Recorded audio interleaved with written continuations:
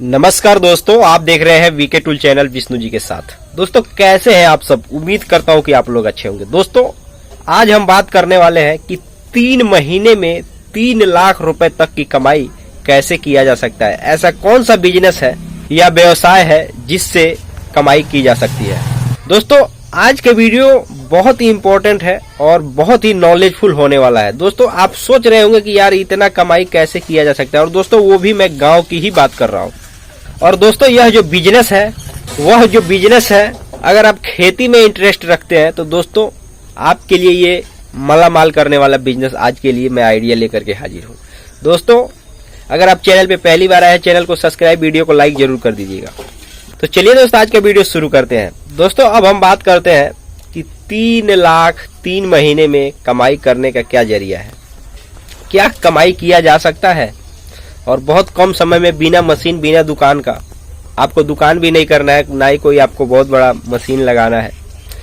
तो दोस्तों कैसे किया जा सकता है कमाई, और वो भी गांव में रहते हुए। तो दोस्तों आपके लिए मैं जो बिजनेस आइडिया बताने वाला हूँ, उस बिजनेस को कहा जाता है हर्बल खेती करने का व्यवसाय या व्यापार। जी हाँ मेरे दोस्तों, आप चाहे तो हर्बल खेती करके दोस्तों 3 महीने में 3 लाख रुपए कमाई कर सकते हैं। दोस्तों इसमें एक चीज है कि हर्बल खेती के अंतर्गत कुछ ऐसे मेडिसिनल पौधों को आप लगा सकते हैं, उन चीजों की खेती कर सकते हैं जिसमें दोस्तों आप लाखों रुपए, यानी कि बहुत जल्दी 3 महीने के अंतर्गत तैयार हो जाता है। मेडिसिनल वह चीज जो 3 महीने के अंदर तैयार हो जाता है, जिससे आप लाखों रुपए की कमाई कर सकते हैं। और दोस्तों अभी देखा जाए तो उन चीजों का, उन मेडिसिनल खेती का डिमांड बढ़ते जा रहा है, और आने वाले समय में ऐसा लगता है कि पूरे भारत में ये पसर जाएगा। मतलब पसर जाएगा अर्थ हुआ विस्तार हो जाएगा। अभी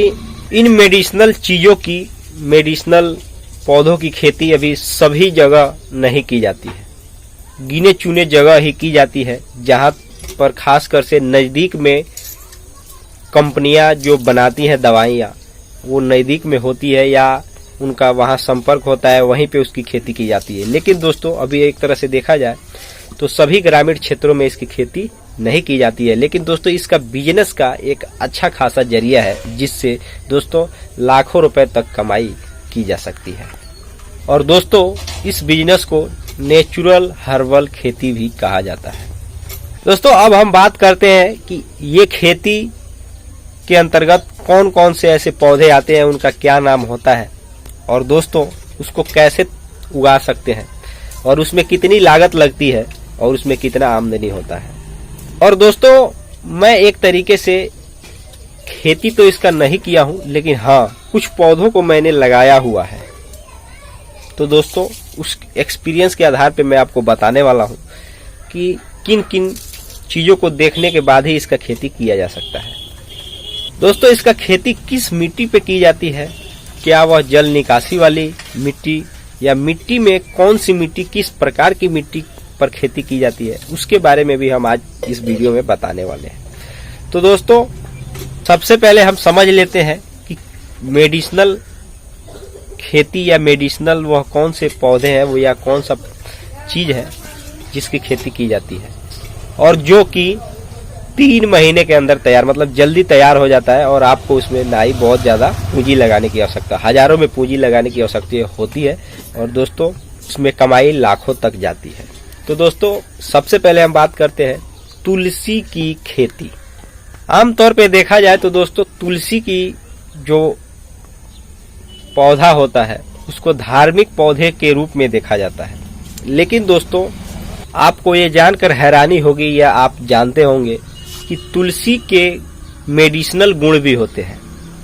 और दोस्तों तुलसी का भी कई प्रकार पाया जाता है। तो मेडिसिनल गुण वाले तुलसी को चाहे तो दोस्तों अपने एक तरीके से खेत में लगा करके, उसमें आपको बहुत ज्यादा पूंजी लगाने की आवश्यकता नहीं होती, अपने खेतों में उगा करके दोस्तों उससे आप कमाई कर सकते हैं। लेकिन इससे पहले मैं आपको बता दूं, अगर ऐसे ही आप उसका खेती कर देंगे और बाद में ग्राहक ढूंढेंगे तो आपको नहीं मिलेगा। तो सबसे पहले दोस्तों आप उन कंपनियों से कांटेक्ट कर लें जो आपका फसल खरीद ले।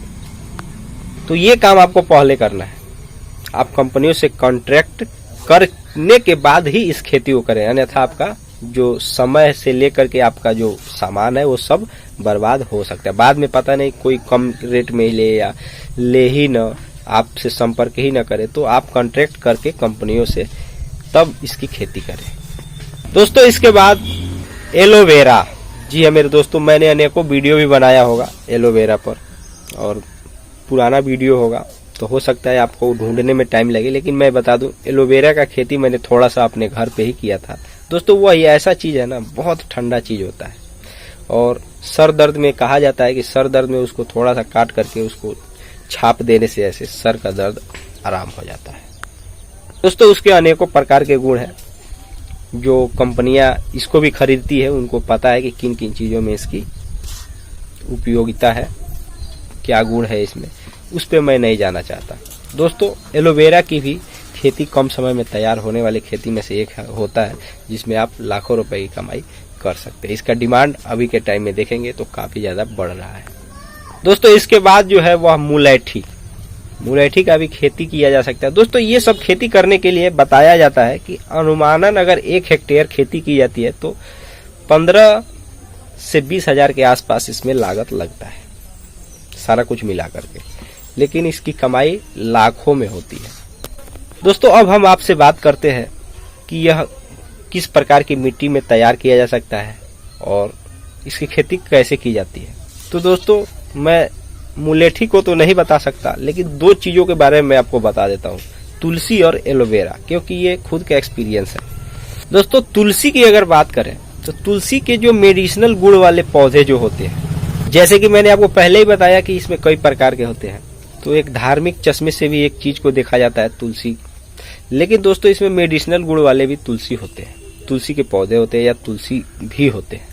तो दोस्तों जो मेडिसिनल गुण वाले तुलसी है या कोई भी तुलसी है, लेकिन दोस्तों इसका खेती जो होता है वो एक ही तरीके से होता है।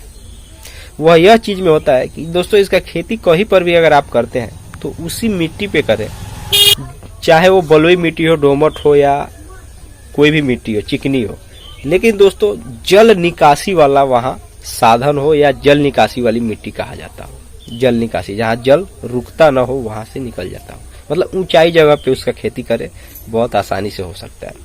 इसमें बहुत ज्यादा खाद बीज डालने की आवश्यकता नहीं होती है, नेचुरली ये तैयार हो जाता है। और दोस्तों इसमें एक चीज और है कि इसमें आपको ये नहीं है कि आप एक बार खेती कर दिए तो फिर अगले साल के लिए फिर उसमें भी खाद बीज डालेंगे, ऐसा नहीं है दोस्तों। वही बीज वही झड़ेगा और फिर से वही तैयार हो जाएगा, मतलब बीज एक ही बार लगाना है, आप कई सालों तक उसकी खेती करते रहेंगे। दोस्तों अब हम बताते हैं एलोवेरा के बारे में।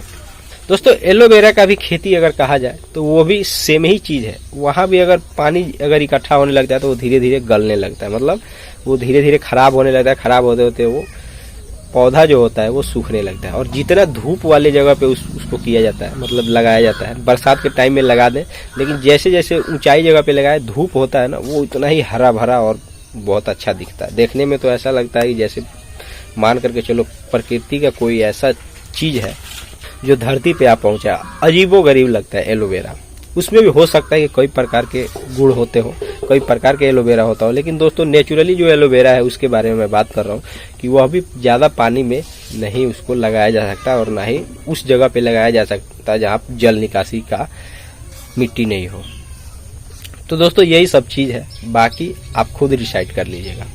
तो दोस्तों मिलते हैं नए वीडियो के साथ, तब तक के लिए जय हिंद जय भारत।